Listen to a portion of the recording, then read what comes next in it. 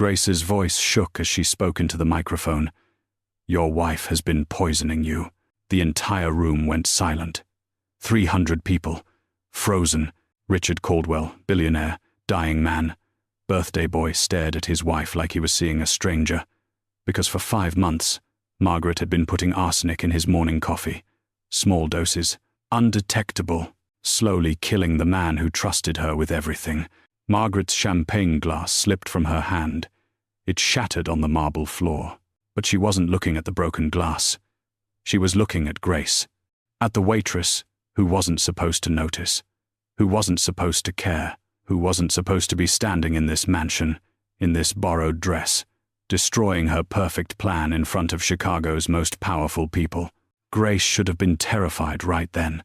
She should have been quiet. She was a nobody, a woman who served steaks for a living, who counted coins to buy her brother's medicine, who had abandoned her PhD 8 years ago and never looked back. But that night, she wasn't a waitress. That night, she was the scientist she used to be, the one who noticed what everyone else missed. And what she had noticed changed everything. Richard's hands trembled as he turned to Margaret. Not from Parkinson's disease like the doctors had said, from poison, from betrayal, from the woman he loved killing him one breakfast at a time. "Margaret," his voice cracked. "What did you do?" Margaret didn't answer. She couldn't, because her face, the face that had smiled through charity events and dinner parties and 11 months of murder, was breaking, crumbling. All her control, all her planning, all her lies, falling apart. This was the moment where secrets became truth, where the invisible became seen, where a waitress became a hero and a wife became a killer. But how did they get there? How did Grace figure it out? And why would Margaret do this? To understand that, we needed to go back, 72 hours earlier, to a Friday night dinner service at the Sterling Room, to the moment Grace first saw Richard Caldwell's shaking hands and knew something was terribly, horribly wrong. 72 hours earlier, Friday night, the Sterling Room, downtown Chicago. Grace Hartley moved through the dining room like water, smooth, fast, invisible. Table 12 needed their check. Table 7 wanted more bread. Table 15 was celebrating an anniversary, and she remembered without being told, because she always remembered. Her feet ached. They had been aching for 8 years now. 8 years since she traded her lab coat for an apron. 8 years since she walked away from Northwestern University and became just another face in the service industry. But Grace wasn't just another face. She saw things. Table 9, for example. Mr. Henderson came every Tuesday, always ordered the ribeye medium rare. But that night, Grace noticed the tan line on his ring finger. Fresh, maybe 2 weeks old. So instead of her usual greeting, she said quietly, "The mac and cheese is really good tonight. Comfort food." He looked up, surprised. Then his eyes got wet. "Yeah, I think I need that." Grace squeezed his shoulder and walked away. She didn't need him to explain. The tan line had told her everything. Her manager, Derek, caught her by the kitchen. "Table 3 just asked for you specifically. Said you're the best server they've ever had." Grace smiled. It was the smile she had practiced for 8 years. Grateful, professional, empty. "Great. I'll take care of them." But as she pushed through the kitchen doors, exhaustion hit her like a wave. She leaned against the walk-in freezer, just for a second, just to breathe. The memory came unbidden. Northwestern University, 8 years ago. Grace, standing in front of a room full of professors, presenting her research on neurotoxins and brain degeneration. Her supervisor, Dr. Patricia Wells, beaming with pride. "Miss Hartley, this research is groundbreaking. You're going to change everything." Grace had been 25. The world was opening up. She was going to be somebody. Then her brother Daniel got diagnosed with early-onset Parkinson's. He was only 19. Someone needed to take care of him. Someone needed to pay for his medications, his treatments, his life. Grace made a choice. Family over future. Love over legacy. The memory faded. Grace was back in the kitchen, the smell of grilled meat and burnt garlic surrounding her. She headed to the break room, counted her tips from the night. $283. She needed $630 for Daniel's medication refill that month. She was $347 short. Her co-worker, Maria, sat down next to her. "You okay?" "Yeah, just tired." "You ever miss it? Your old life?" Grace's hand moved to her locker. Inside, hidden under her spare uniform, was her neuroscience textbook from Northwestern, Molecular Neurotoxicology.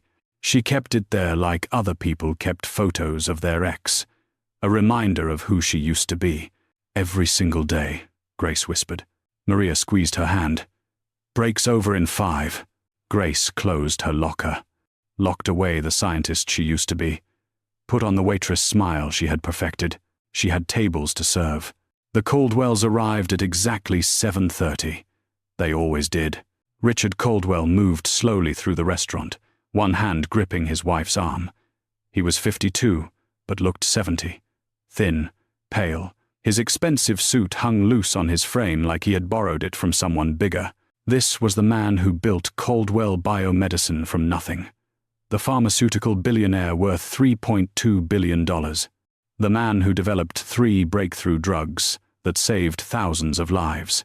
Chicago Magazine had called him the healer last year. Now, he could barely walk. Margaret Caldwell guided him like he was made of glass. She was 45, beautiful in that expensive way, perfect hair, perfect dress, perfect smile. She used to run PR for one of the biggest firms in Illinois before she married Richard 7 years ago. Grace seated them at their usual table by the window. Richard collapsed into his chair, breathing hard. "The usual, Mr. Caldwell?" Grace asked gently. Richard tried to answer, but his words slurred together. Margaret jumped in. "Yes, steak, medium well, and water with lemon for his medications." Grace nodded and turned to leave. But then she saw it. Richard reached for his water glass. His hand shook, but it wasn't the tremor she had seen before in her brother. This was different. This tremor got worse as his hand approached the glass. Intention tremor, her brain supplied automatically, not resting tremor. She looked closer.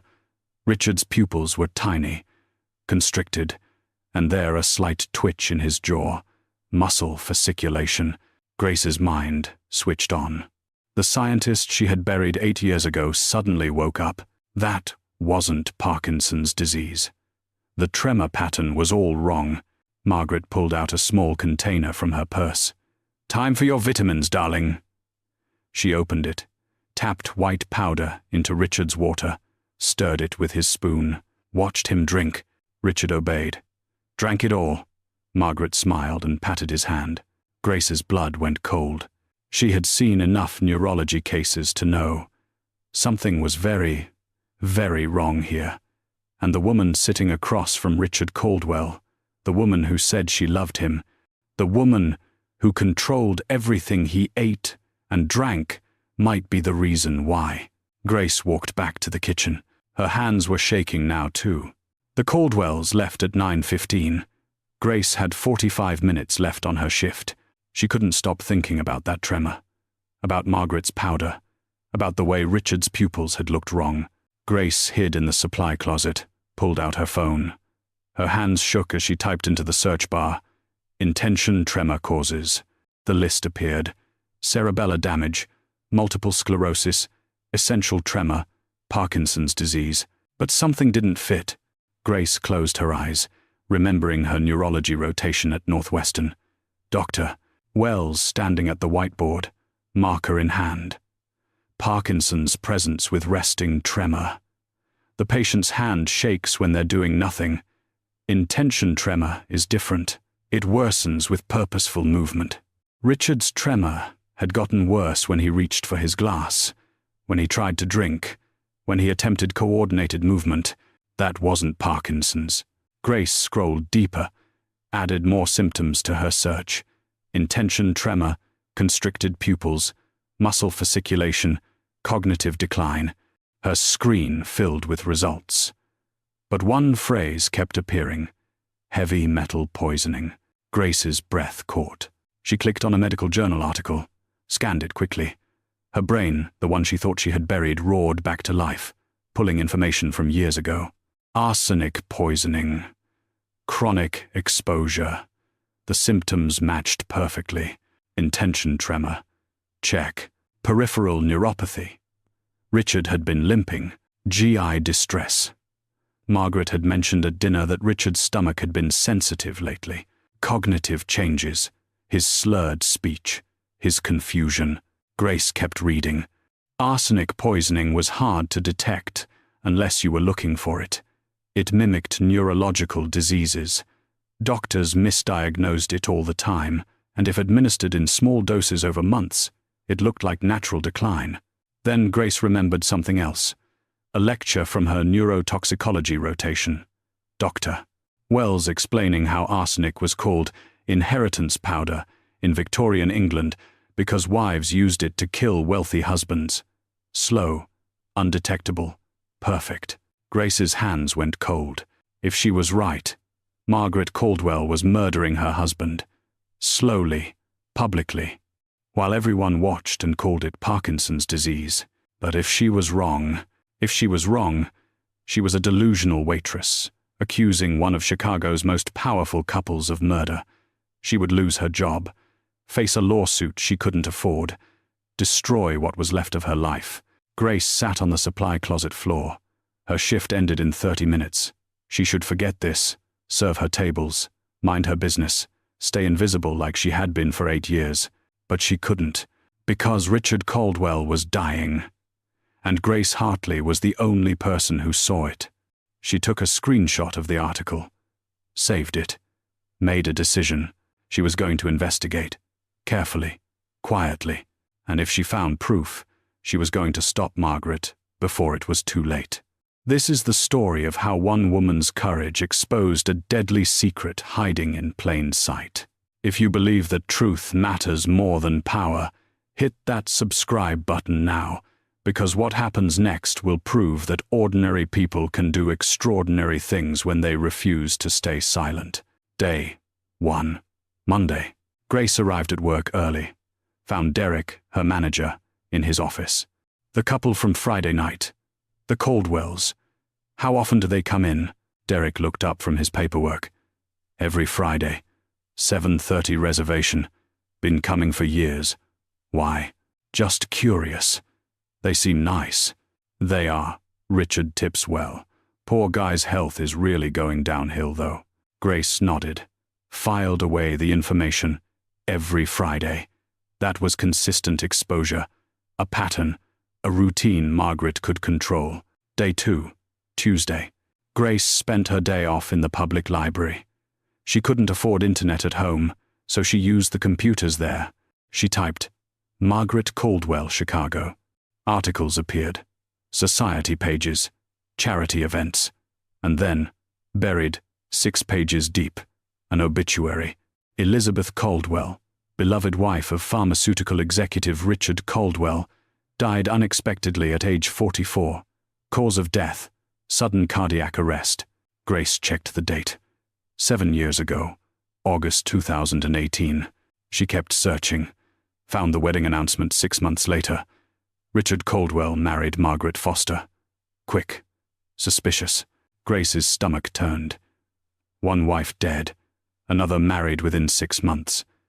Now Richard was dying too. Day 3. Wednesday. Grace wasn't scheduled to work, but she drove to the Sterling Room anyway. Parked across the street. Waited. At 7:30, the Caldwells arrived. Richard looked worse. He could barely walk. Margaret practically carried him from the car to the entrance. But Grace noticed something else. The way Margaret's hand gripped Richard's arm, possessive, controlling, not gentle, and Richard flinched when she touched him. Day 4. Thursday. Grace found Jenny, the server who usually handled the Caldwells' table before Grace started her Friday shifts. The Caldwells, Grace said casually during their smoke break. They seem like a sweet couple. Jenny snorted. Sweet? Mrs. Caldwell is a control freak.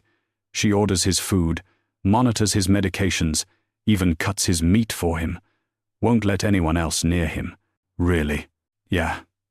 And she's obsessed with his doctor appointments. Always on the phone, scheduling things, changing prescriptions. It's weird. Grace's pulse quickened. Margaret controlled everything Richard ate, everything he took, every aspect of his medical care. Perfect conditions for poisoning. Day 5, Friday. Grace searched. Richard Caldwell, daughter. An article appeared from 5 months ago. Small piece in the Chicago Tribune business section. Richard Caldwell, founder of Caldwell Biomedicine, reportedly seeking reconciliation with estranged daughter, Claire Caldwell, after 7-year rift. The article was dated 5 months prior. Grace kept reading. Richard had been planning to change his will, leave more to Claire, reduce Margaret's inheritance, 5 months ago. Right when Richard's symptoms had started getting worse. Day 6. Saturday. Grace pulled up her old contacts. Found Dr. Marcus Chen. They had been in the same program at Northwestern before she dropped out. She texted, "Hey Marcus, random question. If someone wanted to test for arsenic poisoning, how would they do it? Just curious for a project." He responded an hour later. "Grace Hartley, haven't heard from you in years. Arsenic testing requires specialized equipment. Blood, urine, or hair samples. Why? Just wondering. Thanks. You okay?" "Yeah, just researching something." Day 7, Sunday. Grace sat in her apartment. Daniel was at his physical therapy appointment. She was alone with her thoughts. She had a theory. She had circumstantial evidence. She had suspicions, but she needed proof. Real, physical, undeniable proof. She needed Richard's water glass, the one Margaret put the powder in. Next Friday, Grace would get it. Friday arrived. Grace volunteered to take the Caldwell table. Derek was surprised. "You sure? I know you usually prefer the bar section." "I'm sure." At 7:30, the Caldwells walked in. Richard looked terrible. His skin had a grey tint. His eyes were unfocused. He moved like a man twice his age. Grace seated them at their usual spot, smiled warmly. "Good evening, Mr. and Mrs. Caldwell. Can I start you with some water?" "Yes," Margaret said, "with lemon. For his medications." Grace brought the water, watched carefully as Margaret pulled out her vitamin container, tapped powder into Richard's glass, stirred it slowly. The powder dissolved completely, invisible. "Time for your vitamins, darling." Richard drank obediently. Half the glass gone. Grace took their order. Steak for Richard, medium well. Salmon for Margaret. She made small talk, complimented Margaret's dress, asked about their week. Margaret warmed to her. "You're very attentive. What's your name?" "Grace." "Well, Grace, you're doing a wonderful job." Richard tried to speak, but his words slurred badly. "Worse than last week."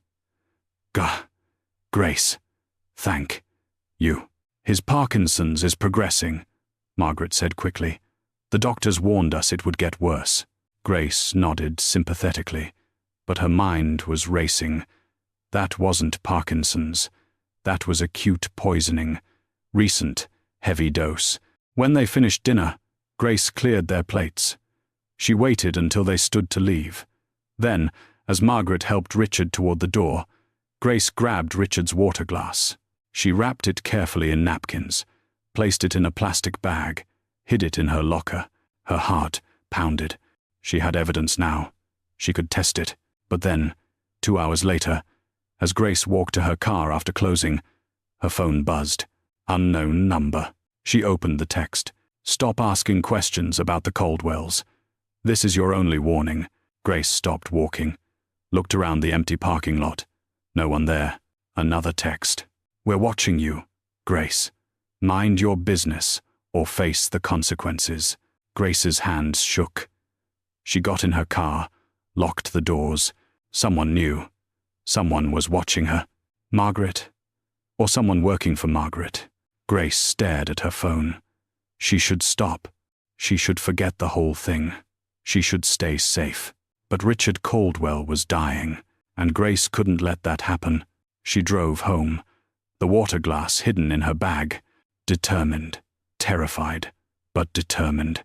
3 days later, Grace was leaving her Pilsen apartment when a black BMW pulled up. A woman stepped out. Late 20s, designer clothes, but her eyes were red from crying. Grace Hartley. Grace froze. Who's asking? Claire Caldwell, Richard Caldwell's daughter. She glanced around nervously. Can we talk? Please, it's about my father. Grace's first instinct was to run. Someone had sent her a threatening text. Now Richard's daughter showed up at her apartment, but something in Claire's face stopped her. Desperation. Fear. The same fear Grace felt. How did you find me? I've been watching the Sterling Room, watching my father. I saw you watching him too. Claire stepped closer. You noticed, didn't you, that something's wrong, that it's not Parkinson's. Grace's breath caught. I don't know what you're talking about. Please, I'm not here to hurt you. I'm here because I think my stepmother is killing my father, and I think you're the only person who believes me.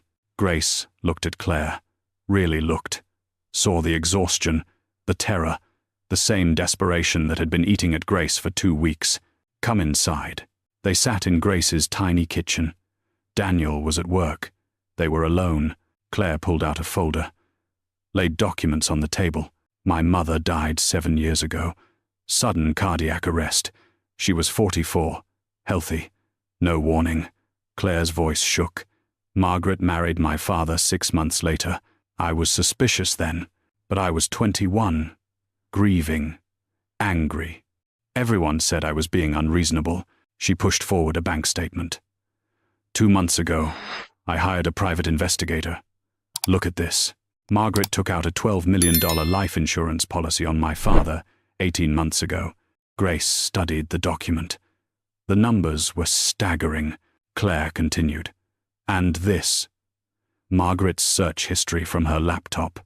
I got access through my father's family IT account.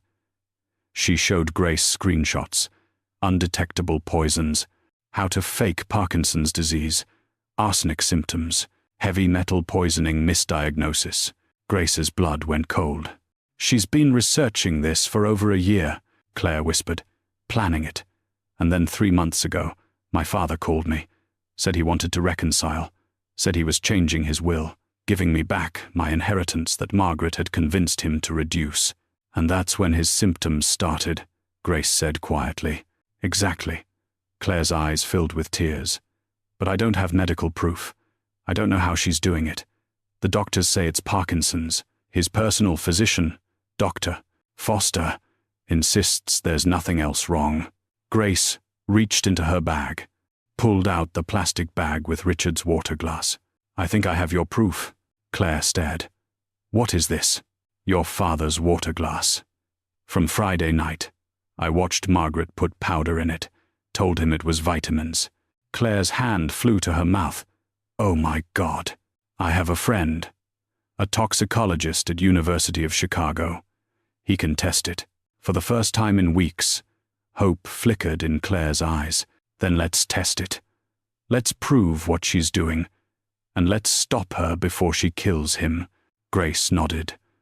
2 women, different worlds, united by one mission, save Richard Caldwell. Grace and Claire are risking everything to expose the truth. If their courage inspires you, show your support by hitting the like button right now and drop a comment telling us, would you risk your safety to save a stranger's life? Your answer might surprise you. Grace met Dr. Marcus Chen at the University of Chicago toxicology lab the next morning. She hadn't seen him in 8 years. He looked older now, tired, but his eyes still had that analytical sharpness she remembered. Grace Hartley. I almost didn't believe it when you called. He hugged her. What happened to you? You just disappeared. Family emergency. I had to leave the program. I'm sorry. He gestured to the water glass she'd brought. So, what's this about? Grace took a breath. I think someone is being poisoned. Slowly. With arsenic. I need you to test this water glass. Marcus's expression shifted. Professional. Serious. You understand that if this tests positive, we're talking about a crime. A serious crime. I know. Who's the victim? Grace hesitated, then decided on honesty. Richard Caldwell, the pharmaceutical billionaire. Marcus's eyebrows shot up. You're accusing someone of poisoning Richard Caldwell. I'm not accusing anyone yet. I'm gathering evidence. He studied her face, then nodded. Okay. Give me 3 days. I'll run a full toxicology panel. Thank you, Marcus. Grace? Be careful. If you're right about this, you're dealing with someone very dangerous. Grace left the lab. Her phone buzzed. Claire. Any news? 3 days. He's testing it now. Thank you. I don't know what I'd do without you. The next 3 days were torture. Grace went to work, served tables, smiled at customers.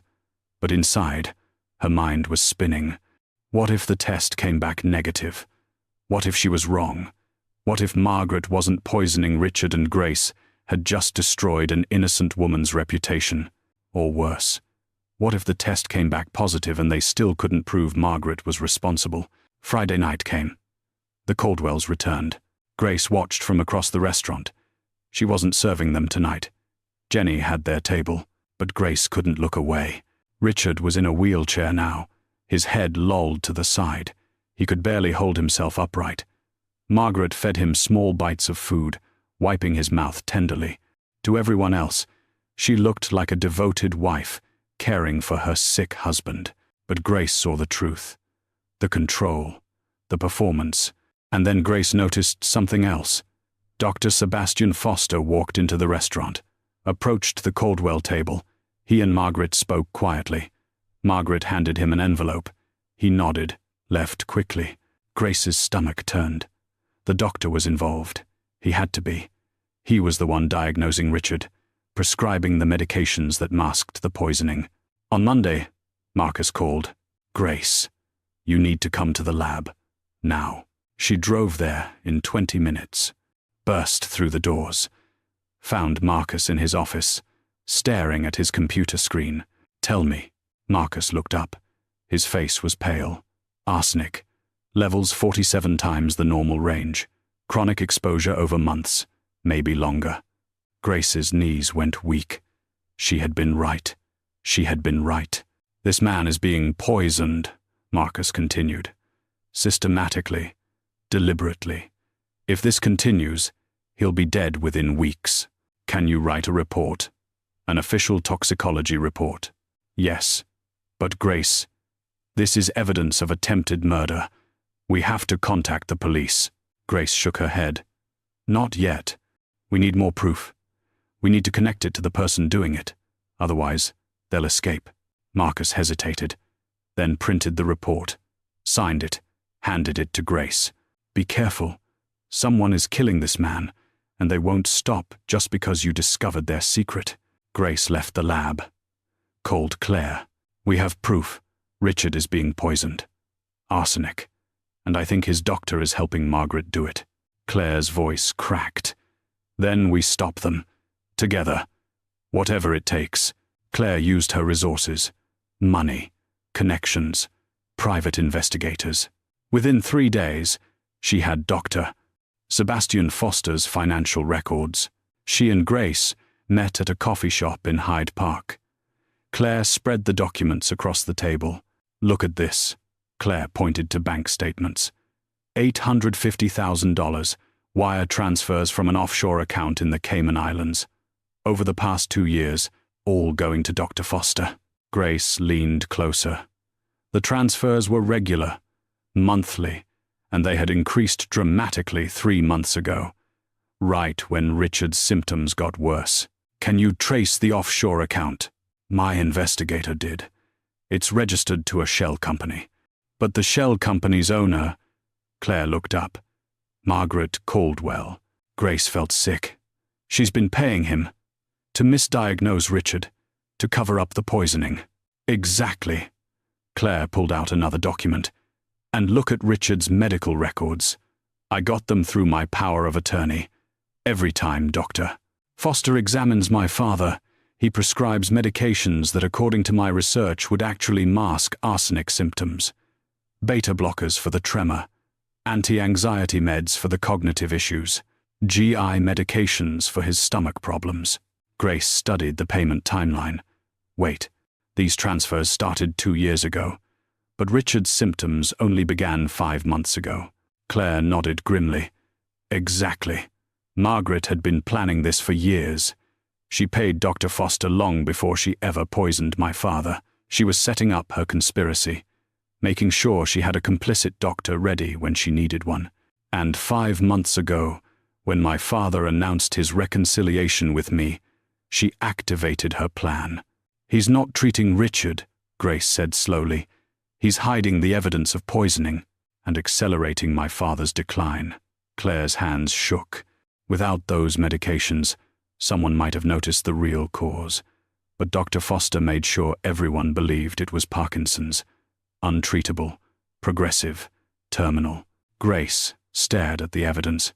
This wasn't just Margaret. This was a conspiracy. A doctor, probably others, all working together to murder Richard Caldwell while the world watched and did nothing. We can't go to the police yet, Grace said. Margaret has expensive lawyers. She'll claim the arsenic came from somewhere else, that Richard was exposed accidentally, that she's innocent. So what do we do?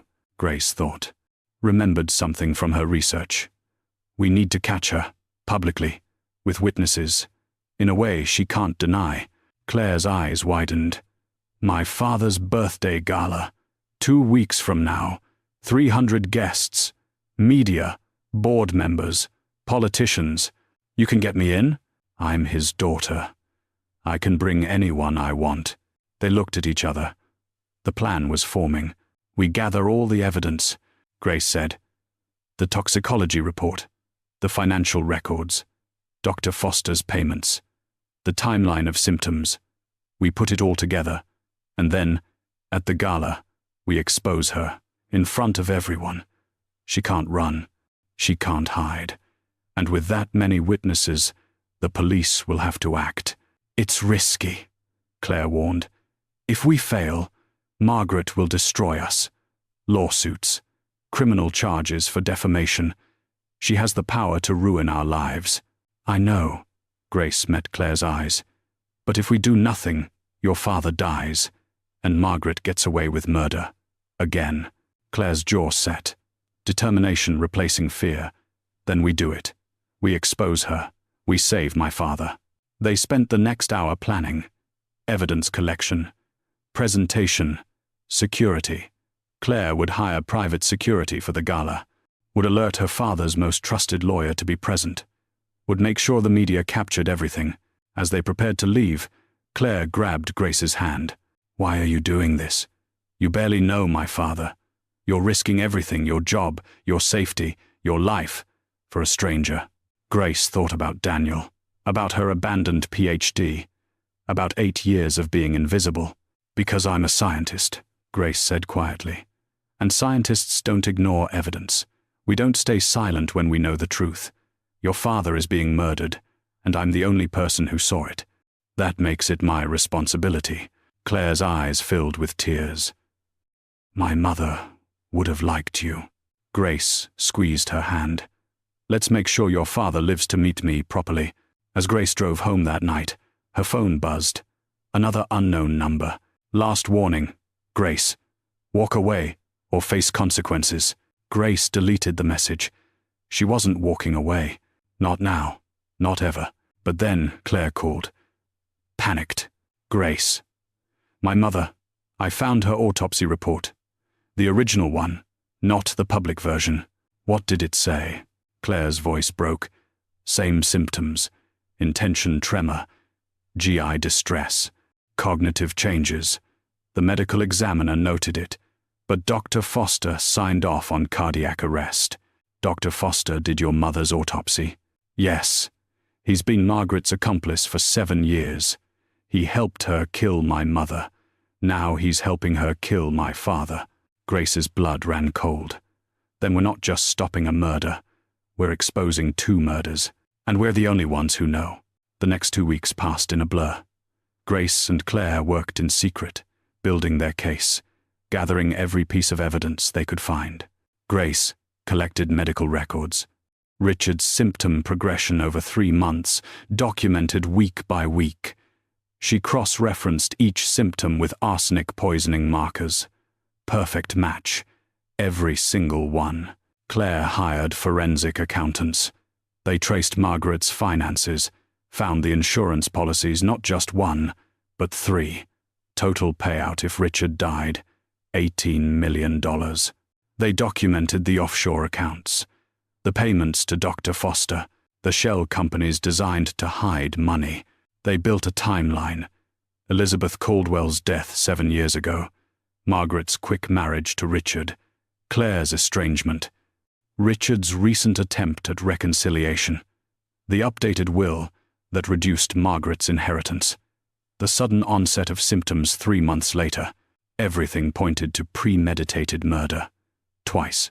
Grace practiced her presentation every night, in front of her bathroom mirror, recording herself, watching the playback, making it stronger, clearer, undeniable. She had to be perfect. One mistake, one moment of doubt, and Margaret would destroy them. Claire hired security. Not police, they couldn't involve police until the public exposure happened, but private security, former FBI agents, men and women who would ensure Margaret couldn't flee, who would protect Grace if things went wrong. She also alerted her father's lawyer, Thomas Wright, 60 years old, Richard's trusted friend for 20 years. Claire showed him the evidence. His face went white. I can't believe. Margaret? Yes. Will you be there? At the gala? As a witness? I'll be there. And I'll have police on standby. The moment Grace makes her accusation, I'll have them ready to act. They had one final piece to collect. Physical evidence from Richard himself. Claire contacted Rosa, the Caldwells' housekeeper. Rosa had worked for Richard for 15 years. She loved him, and she didn't trust Margaret. Rosa, I need your help, Claire said during a secret meeting at a grocery store parking lot. I need samples of my father's hair, from his brush. Rosa's eyes widened. Why? Because someone is hurting him, and I need proof. Rosa didn't ask questions. 2 days later, she handed Claire a small envelope, hair samples from Richard's brush, spanning several months. Grace took them to Marcus. He tested them. The results came back. Arsenic accumulation over 5 months. Starting low, increasing steadily. Recent samples showed levels that were near fatal. Grace, Marcus said, his voice shaking. This man is dying. Right now. You don't have much time. I know. The gala is in 3 days. They compiled everything into a single folder, a presentation, undeniable, overwhelming, irrefutable, medical evidence, financial evidence, timeline, expert testimony, physical proof. If this didn't work, nothing would. Grace and Claire met the night before the gala, reviewed everything one last time. Are you ready? Claire asked. Grace looked at the evidence, thought about Richard Caldwell, dying slowly in his mansion. Thought about Elizabeth Caldwell, dead for 7 years, her murder hidden. I'm ready. But inside, Grace was terrified. Tomorrow, she would stand in front of Chicago's most powerful people and accuse Margaret Caldwell of murder. If she was wrong, her life was over. If she was right, her life might still be over. But Richard Caldwell would live. 3 days before the gala, Grace sat in her apartment with Daniel. His tremor was worse. Both hands now. The medication was helping, but not enough. They needed the experimental treatment, the one that cost $200,000, the one they couldn't afford. Grace hadn't told him about her investigation, about Margaret, about the gala. But Daniel knew something was wrong. He had always known when Grace was hiding things. You've been different lately, he said, watching her pace the small living room, distracted, scared. What's going on? Grace stopped, looked at her brother, the only family she had left. I need to tell you something. She told him everything. The Caldwells, the poisoning, the evidence, the plan to expose Margaret at the gala. Daniel listened. His expression went from confused to horrified to angry. Are you insane? He finally said. Grace, you're risking everything. Your job, your safety, our stability. For what? For a billionaire who doesn't even know you exist. He's dying, Daniel. So are a lot of people. That doesn't mean you have to save them. Daniel stood up, his tremor making his hands shake violently. We're barely surviving. I need medications we can't afford. You work 2 jobs to keep us housed, and you're going to throw it all away to play hero? I'm not playing hero. I'm doing what's right. What's right? Daniel's voice rose. What's right is taking care of your family. I didn't ask you to give up your PhD for me. I didn't ask you to sacrifice your future. But you did. And now, you're going to sacrifice what's left. Grace felt tears burn her eyes. Daniel. He wouldn't notice if you disappeared, Grace. None of them would. You're invisible to people like that. You always have been. The words hit like a slap. Because they were true. Grace had been invisible for 8 years. A waitress. A nobody. Someone people looked through, not at.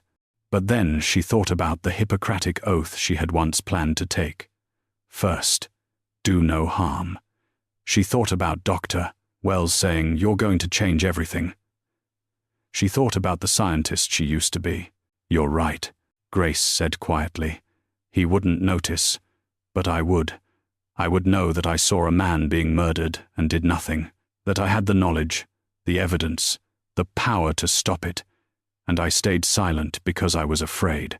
Being afraid is smart. Being afraid is human. But letting fear stop you from doing what's right. Grace shook her head. That's not living. That's just surviving. And I'm tired of just surviving. Daniel stared at her. His anger faded. Something else replaced it. Recognition. You sound like Mom, he whispered. She always said knowledge demands action. I know. And she was right. Daniel was quiet for a long moment. Then he reached into his pocket, pulled out their mother's necklace, the one she had worn every day until she died. She'd want you to have this. For courage. Grace took it, fastened it around her neck. The weight of it felt right, like armor. I'm not just saving Richard, Grace said. I'm saving myself. The person I used to be. The person I still am underneath all this fear. Daniel hugged her. His tremor pressed against her chest.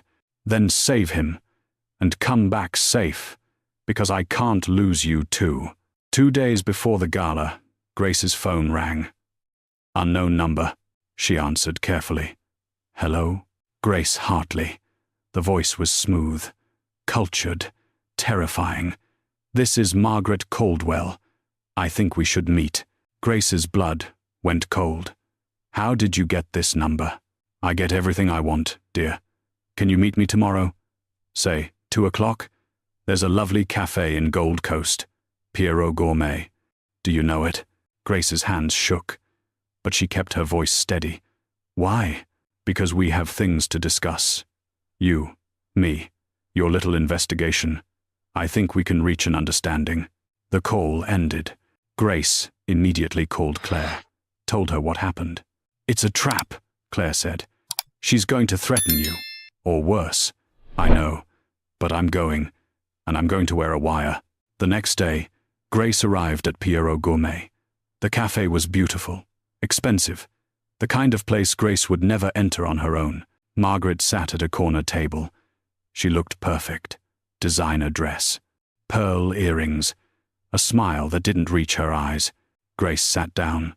The wire Claire had given her was hidden under her shirt, recording everything. Thank you for coming, Margaret said pleasantly. Coffee? No. Straight to business then. I like that. Margaret leaned forward. I know what you're doing. You and Claire. The investigation, the evidence, the plan to humiliate me at the gala. Grace said nothing. I want to make you an offer. $500,000. cash, untraceable. Plus, enrollment in Caldwell Biomedicine's experimental Parkinson's program for your brother. Full treatment, $2 million value, completely free. Grace's breath caught. That was everything. Everything she needed. Everything Daniel needed. All you have to do is walk away. Forget what you think you know. Go back to your life. Let Richard die peacefully. Peacefully. Grace's voice shook. You're murdering him. Margaret's smile turned cold. Richard is dying anyway. His genetics are terrible. I'm simply accelerating the inevitable. This way, everyone gets what they need. You get money. Your brother gets treatment. I get my inheritance. Everyone wins. Except Richard. Richard is already gone, dear. The man you see is just a body waiting to stop. Margaret leaned back. So, choose wisely. Comfort and security, or unemployment, defamation, and quite possibly death. Grace stood up. Her whole body shook. But her voice was clear. I choose the truth. Margaret's face transformed. Pure rage. Pure hatred. Then you've chosen consequences. See you at the gala, Grace, if you make it. Grace just turned down life-changing money to do what's right. If this story is keeping you on the edge of your seat, share it with someone who needs to hear it. Because stories like this remind us that integrity can't be bought, and that's a message worth spreading. The night of the gala arrived. It was Richard's 52nd birthday celebration, though few knew it might be his last. Grace stood outside his Lake Forest mansion, her borrowed evening gown feeling like a costume. The dress was Claire's deep blue, elegant, expensive, nothing Grace would ever own. 300 cars filled the circular driveway. Valets ran between Bentleys and Mercedes. Security checked invitations at the door. Inside, Chicago's most powerful people celebrated Richard Caldwell's 52nd birthday. Not knowing they were celebrating a dying man, Grace's hands shook. The evidence folder was hidden in Claire's car, ready to be projected on screens. Thomas Wright, Richard's lawyer, stood near the entrance, nodding at Grace. Police officers in plain clothes mingled with guests, waiting for Claire's signal. Ready? Claire asked, linking her arm through Grace's. No, but let's do it anyway. They walked inside. The mansion was breathtaking. Crystal chandeliers, marble floors, a grand staircase that belonged in a movie. Grace had never seen wealth like this. Not in person. Margaret Caldwell stood near the entrance, greeting guests. When she saw Grace and Claire, her smile froze. She glided over, champagne glass in hand. Claire, how lovely. Her voice dripped honey and poison. And you brought a guest. This is Grace Hartley, Claire said firmly. My father's friend. Margaret's eyes locked on Grace. Cold, calculating, deadly. She leaned close, whispered in Grace's ear. Last chance to walk away. Grace met her gaze. Said nothing, but she didn't move. Margaret's smile tightened. So be it. The gala proceeded like a dream, or a nightmare. Speeches praising Richard's philanthropy, his breakthrough drugs, his generosity, his brilliance, toast after toast to his health, his legacy, his remarkable life. No one mentioned that he was dying. Then Richard appeared. Attendants wheeled him into the ballroom. Grace's breath caught. He looked worse than she'd ever seen him. Grey skin, sunken eyes, his head lolled to the side. He could barely hold himself upright. This was what arsenic did. This was murder, in slow motion. Margaret took the microphone. The room fell silent. Thank you all for coming tonight, she began, her voice thick with emotion. These past months have been the hardest of my life. Watching my beloved husband decline, watching Parkinson's disease steal him, piece by piece. Now, Grace's jaw clenched. Such a perfect lie. But through it all, our love has sustained us. Margaret looked at Richard, tears in her eyes. Real tears. Or maybe, practiced ones. Richard, you are my heart, my soul, my everything. and I will stand by you until the very end, however long that may be." The crowd applauded. Some people cried. They believed her. Everyone believed her. Margaret returned to her seat, dabbing her eyes with a handkerchief. That was Grace's moment. Claire caught Thomas Wright's eye, nodded. He moved toward the police officers. Grace saw him whisper something. They straightened, alert. Claire looked at Grace. Now, Grace stood. Her legs felt like water. Every instinct screamed at her to sit down, stay quiet, stay invisible. She was a waitress, a nobody. Who was she to speak in front of senators and CEOs and Chicago's elite? But then she touched her mother's necklace, felt its weight. Knowledge demands action. Grace walked to the microphone. The room's attention shifted to her. 300 faces, confused, curious, annoyed at the interruption. This is it. The moment Grace has been preparing for. 300 witnesses. One chance to expose the truth. If you're feeling the tension right now, you're not alone. Thousands of viewers are experiencing this same moment with you. Subscribe so you never miss stories that prove courage can change everything. Margaret stood immediately. "Excuse me, who are you?" "This is a private event." Claire stepped between them. "She has something important to say." Grace reached the microphone, gripped it with both hands to stop them from shaking. The room waited. She took a breath, then spoke. "My name is Grace Hartley. I'm a neuroscience researcher from Northwestern University, and I've been serving Mr. Caldwell at the Sterling Room for the past 3 months." Murmurs rippled through the crowd. A waitress? What was a waitress doing speaking at this gala? Grace continued, her voice growing stronger. "I've watched Mr. Caldwell's condition decline. I've studied his symptoms, his tremor, his cognitive changes, his physical deterioration." Margaret moved toward her. "Security, remove this woman. He doesn't have Parkinson's disease," Grace said loudly. The room went silent. "Mr. Caldwell has chronic arsenic poisoning. He's being murdered." The silence shattered. Gasps, shouts. People stood. Margaret's champagne glass slipped from her hand, shattered on the marble floor. "That's insane," Margaret screamed. "This woman is delusional. She's a waitress. Get her out." "I have proof," Grace said. She looked at Claire, nodded. Claire moved to the presentation screen, plugged in her laptop. The lights dimmed, and the evidence appeared for everyone to see. The first image filled the screen. A toxicology report from the University of Chicago. Richard Caldwell's name at the top, arsenic levels highlighted in red. 47 times normal range.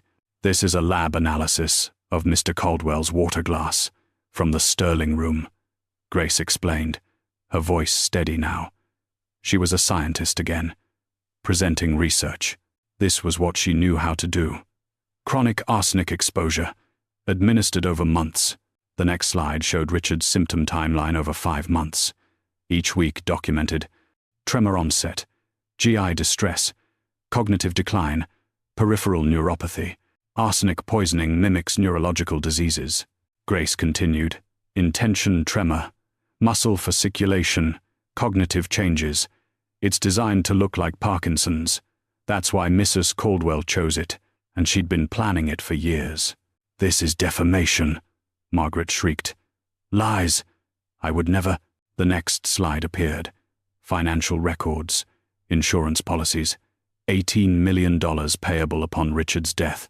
Claire stood beside Grace. "My stepmother took out 3 life insurance policies on my father over the past year. Total payout, $18 million. Gasps from the crowd. Next slide. Margaret's search history. Screenshots of her laptop. Undetectable poisons. Arsenic symptoms. How to fake Parkinson's disease. "She researched this for over 2 years, Claire said, her voice shaking with rage. "She planned it. Methodically, carefully." The next slide made people cry out. Bank transfers, $850,000 from an offshore account to Dr. Sebastian Foster. Grace pointed at Dr. Foster, who stood frozen near the back of the room. Dr. Foster has been accepting payments to misdiagnose Mr. Caldwell, to prescribe medications that mask arsenic symptoms, to ensure no one discovered the truth.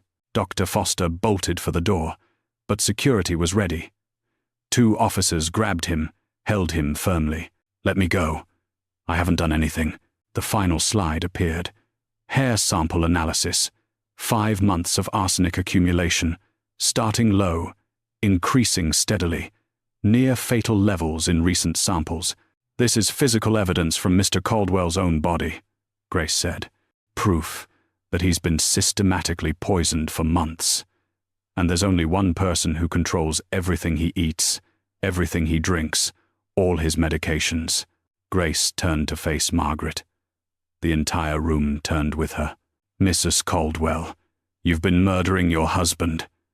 Slowly, publicly, while everyone watched, and called it Parkinson's disease." Margaret stood frozen, her perfect facade cracking, her mouth opened, closed. No words came. And then Richard spoke. His voice was weak, slurred, but clear enough for everyone to hear. "Margaret." He looked at his wife. His eyes filled with tears, with betrayal, with heartbreak. "What did you do?" That broke her. Margaret's face transformed.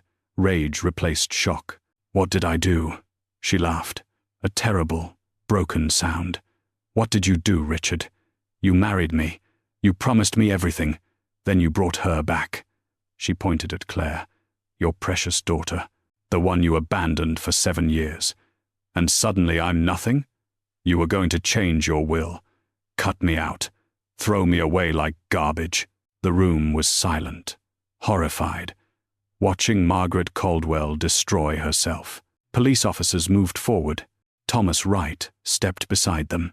"Margaret Caldwell, you're under arrest for attempted murder." Margaret didn't go quietly. She collapsed to the floor, not with guilt, but with fury. 7 years of control, 7 years of performance, all destroyed in one night by a waitress. "I gave him everything," she screamed as officers approached. "I was the perfect wife. I attended his galas, smiled for his cameras, played my role perfectly. And what did he give me? Nothing. Nothing but his name, and his money, and his obsession with his dead wife." She looked at Richard, tears and mascara streaming down her face. "You never loved me. You loved her, Elizabeth. You never stopped mourning her. I was just a replacement, a pretty ornament for your arm." "Margaret, please." Thomas Wright tried to intervene, but Margaret kept screaming. "So yes, I killed her. 7 years ago, I poisoned Elizabeth just like I poisoned Richard, and I would have gotten away with it again if not for this nobody." She pointed at Grace, hatred burning in her eyes. "A waitress. I was beaten by a waitress." Richard's face crumpled. "You killed Elizabeth too? My wife? The mother of my daughter. She was in my way, just like you became in my way, just like everyone who stops me from getting what I deserve." The police handcuffed Margaret. She fought them, screamed threats, promised lawsuits, promised revenge. Dr. Foster was also cuffed, silent and pale. As they were led away, Margaret's voice echoed through the mansion. "You'll regret this, Grace Hartley. All of you will regret this." The doors closed. Silence fell. Grace stood at the microphone, shaking, adrenaline draining. She looked at Claire. Claire looked back. They had done it. Richard Caldwell was saved. Paramedics rushed Richard to Northwestern Memorial Hospital. Grace and Claire followed in the ambulance, refusing to leave his side. At the hospital, doctors immediately began chelation therapy, IV medications to bind the arsenic in Richard's bloodstream, pull it from his tissues, save his life. Dr. Sarah Kim, the lead physician, pulled Grace aside after the first hour. "You saved his life. Another 2 weeks, and the damage would have been irreversible. He would have died." Grace felt her knees go weak. 2 weeks. She had been that close to being too late. The media descended within hours. News vans surrounded the hospital. Reporters crowded the entrance. The story was everywhere. Waitress turned scientist exposes Billionaire murder plot. Margaret Caldwell arrested for poisoning husband, confesses to killing first wife. Grace Hartley, the woman who saw what doctors missed. Grace's phone exploded with calls, interview requests, book deals, movie offers. She ignored them all. She sat in the hospital waiting room with Claire, drinking bad coffee, waiting for news about Richard. On Monday, Derek from the Sterling room called. Grace, I'm sorry. I have to let you go. Unauthorized involvement with customers. The corporate office insists. Grace hung up. She had expected it, didn't care anymore. 2 hours later, another call. A law firm, prestigious, top-rated. Miss Hartley, we'd like to offer you witness protection and compensation for your testimony in the Caldwell case. We're also prepared to discuss employment opportunities. Grace thanked them, said she'd think about it. 3 days later, Richard woke up. His color was better. His eyes were clear. The tremor was already reducing as arsenic left his system. Grace visited him. Claire let her go in alone. Richard looked at her from his hospital bed, smiled weakly. You're Grace, the woman who saved my life. I'm Grace, the waitress who noticed your tremor. You're Grace, the scientist who refused to stay silent. He reached for her hand. Thank you. You saw me when I was invisible, when everyone else looked away. Grace felt tears burn her eyes. I know what that feels like. Richard squeezed her hand. I'm going to make this right. Everything you lost, everything you sacrificed, I'm going to help you reclaim it. You don't owe me anything. I owe you everything. Grace walked through the University of Chicago campus, backpack slung over her shoulder.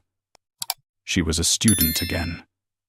PhD candidate in clinical neurotoxicology. Full scholarship, funded by Richard Caldwell. She wasn't a waitress anymore. She was Dr. Grace Hartley. Well, almost doctor. 2 more years. Her phone buzzed. Daniel, treatment is working. Tremor reduced by 60%. Doctor says I might not need daily meds soon. Grace smiled, cried a little. Richard had enrolled Daniel in Caldwell Biomedicine's experimental program. Cutting-edge treatment, worth millions, free. Her brother was getting better. For the first time in 8 years, he was getting better. Grace taught undergraduate neuroscience, twice a week, graded papers, conducted research. She was living the life she thought she'd lost forever. Richard had recovered remarkably. The arsenic was gone. His tremor was gone. His mind was sharp again. He had reconciled with Claire, spent hours in therapy processing the betrayal, the manipulation, the years of enabling Margaret's control. Margaret and Dr. Foster sat in Cook County Jail, awaiting trial. The evidence was overwhelming.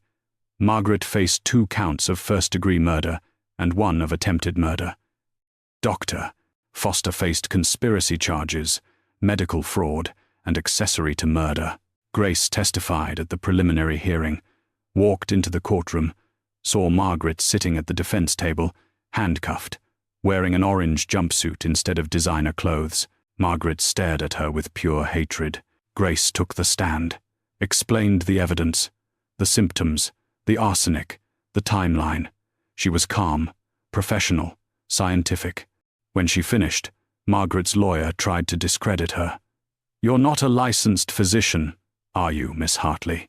No, I'm a neuroscience researcher. So you have no authority to diagnose anyone. I have the authority to recognize arsenic poisoning, and I had the courage to speak up when I saw it. The courtroom was silent.